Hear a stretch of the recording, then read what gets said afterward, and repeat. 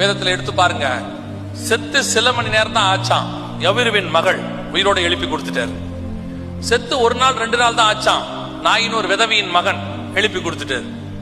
செத்து 4 நாள் ஆயிடுச்சான், நாரி போயிடுச்சான். லாசரு அவனையும் உயிரோட எழுப்பி கொடுத்துட்டாரு.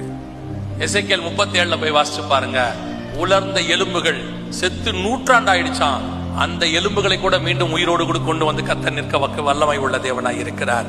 அந்த தேவன் நம்முடைய தேவன். அந்த தேவன் இன்னும் ஜீவனோடு கூட இருக்கிறார்.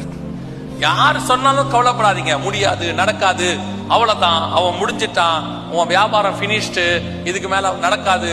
நான் சொல்றேன், என் தேவனை நம்பி சொல்றேன், நீங்க கர்த்தரை விசுவாசிங்க.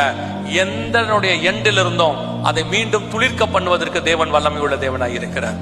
2000 வருஷம் கழிச்சு எருசலேமையே கொண்டு வருவாருன்னா நம்மையும் தேவன் கொண்டு வர வல்லமை உள்ளவர்.